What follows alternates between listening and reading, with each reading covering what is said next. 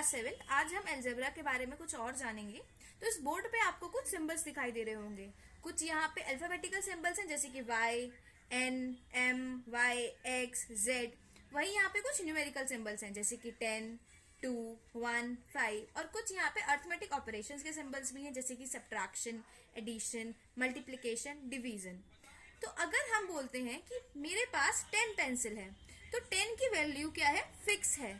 तो हम 10 को क्या बोलेंगे? कांस्टेंट बोलेंगे। वहीं अगर मेरे पास y पेंसिल्स हैं तो मुझे नहीं पता y कितना है। y 1 भी हो सकता है, 2 भी हो सकता है, 3 भी हो सकता है, कुछ भी हो सकता है। तो y की वैल्यू क्या कर रही है? वेरी कर रही है। तो ऐसे अल्फाबेटिकल सिंबल्स को हम वेरिएबल भी बोलते हैं। तो चलिए अब हम देखते हैं कि अगर हम इन सभी सिंबल्स को मिक्स कर देते हैं तब क्या बनेगा। अब आपको इस बोर्ड पे कुछ अलजेब्रिक एक्सप्रेशन दिखाई दे रहे होंगे। अगर हम पहले अलजेब्रिक एक्सप्रेशन को देखें तो हमारे पास यहाँ है 6 जो कि है कांस्टेंट। उसके बाद यहाँ पे उसका कौन सा ऑपरेशन लग रहा है? Arithmetic multiplication. किसके साथ? वेरिएबल के साथ, वो जो कि है हमारा x। तो हम अगर किसी कांस्टेंट की मल्टीप्लाई वेरिएबल से करते हैं तो हम यहाँ पे मल्टीप्लिकेशन के साइन को स्किप कर सकते हैं और उसको क्या लिख सकते हैं? 6x लिख सकते हैं। अब ये देखिए 6x सबसे पहले हमारा आ रहा है कांस्टेंट, उसके बाद आ रहा है वेरिएबल। तो राइट वे क्या है किसी भी कांस्टेंट और वेरिएबल को लिखने का? पहले कांस्टेंट और उसके बाद वेरिएबल। अगर हम यहाँ देखें 5 प्लस y, तो एडिशन के अर्थमेटिक ऑपरेशन में हम 5 प्लस y भी लिख सकते हैं और y प्लस 5 भी लिख सकते हैं। अब हम अलजेब्रिक एक्सप्रेशन में टर्म्स के बारे में जानेंगे। तो आप देख सकते हैं कि इस एक्सप्रेशन में क्या लिखा है? 2y minus 6n plus 1। तो जो माइनस का साइन है ये 6n और 2y को सेपरेट कर रहा है। तो अगर हम इसको अलग लिख लें तो हमें यहाँ पे ब्रैकेट लगाने होंगे। तो आप देख सकते हैं कि यहाँ पे कितने टर्म्स हो गए? 1, 2 और ये थर्ड टर्म। यहाँ पर जो एडिशन का साइन है वो इसको और इस वाले टर्म को सेपरेट कर रहा है। तो यहाँ कितने टर्म्स हो गए हमारे पास? 3 टर्म्स। वहीं हम इस वाले में देखें तो यहाँ पर कोई भी अर्थमेटिक ऑपरेशन का साइन नहीं है। तो यहाँ पे ये कितना टर्म है? ये एक ही टर्म है। और अब अगर हम इस वाले में देखें तो 10z प्लस 7m। तो जो एडिशन का सिंबल है वो 10z और 7m को सेपरेट कर रहा है। तो यहाँ पे कितने टर्म्स हो गए? 2 टर्म्स हो गए। ऐसी एक्सप्रेशन जिसके अंदर खाली एक ही टर्म होती है, इन एक्सप्रेशन को हम मोनोमियल्स बोलते हैं। और ऐसे एक्सप्रेशन जिनके अंदर 2 टर्म्स होती हैं उनको हम बाइनोमियल बोलते हैं। और जिनके अंदर 3 टर्म्स होती हैं उनको हम ट्राइनोमियल बोलते हैं। और बाकी सारे एक्सप्रेशन जो 1 से ज्यादा होते हैं उनको हम पॉलिनोमियल भी बोलते हैं। चलिए अब हम फैक्टर्स के बारे में जानते हैं। तो आपको इस मोनोमियल अलजेब्रिक एक्सप्रेशन में दिखाई दे रहा होगा कि यहाँ पर कुछ नंबर्स और सिंबल्स लिखे हुए हैं। तो हम इनको अलग अलग कर सकते हैं जैसे कि 5x y। तो ये तीनों क्या हो गए? 5xy के फैक्टर्स हो गए।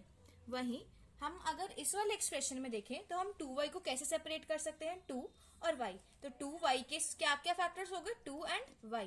और इस वाले में हम इसको कैसे सेपरेट कर सकते हैं? -6n। तो -6 एक साथ आ जाएगा और n दूसरा फैक्टर हो गया है इसका।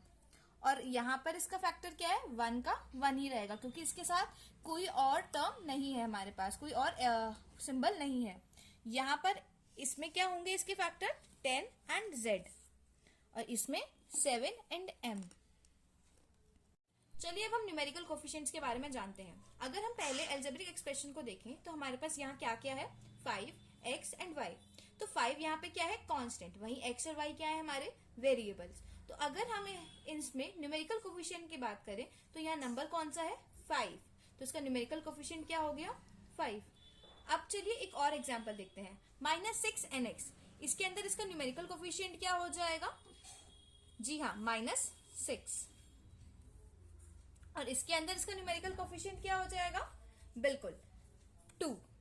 अगर हमसे पूछा जाए कि ym इसका न्यूमेरिकल कोफिशिएंट क्या है, तो जब हमारे पास कुछ भी हमें गिवन ना हो न्यूमेरिकल कोफिशिएंट तो हम क्या न्यूमेरिकल कोफिशिएंट बोलते हैं? 1। क्योंकि 1 की मल्टीप्लाई अगर हम किसी भी नंबर के साथ करते हैं तो हमारा आंसर सेम ही आता है। तो अगर हमारे पास कोई भी न्यूमेरिकल कोफिशिएंट ना हो तो हम क्या बोलेंगे इसका न्यूमेरिकल कोफिशिएंट? 1। मगर कभी कभी हम कोफिशिएंट्स मोर जनरल वे में भी बात करते हैं। तो अगर हम इसमें पूछें कि x का कोफिशिएंट क्या है तो हम यहाँ पे x को हटा देंगे और हमारा जितना भी रिमेनिंग बचेगा वो क्या होगा? उसका कोफिशिएंट होगा। तो 5xy में x का कोफिशिएंट क्या है? 5y। वहीं इस एल्जेब्रिक एक्सप्रेशन में n का कोफिशिएंट क्या होगा, अगर हम l को हटा दें तो हमारे पास क्या आएगा, -6x। तो n का कोफिशिएंट क्या था इसके अंदर, -6x। और इस एक्सप्रेशन में y का कोफिशिएंट क्या होगा, y को अगर हम हटा दें तो हमारा क्या कोफिशिएंट आएगा, 1m, जिसको हम m भी लिख सकते हैं। ठीक है, चलिए अब आगे बढ़ते हैं। तो अभी तक हमने जाना कि एल्जेब्रिक एक्सप्रेशन टर्म्स से मिलकर बनते हैं। तो चलिए एक लास्ट एग्जाम्पल देखते हैं। 4x² minus 3xy।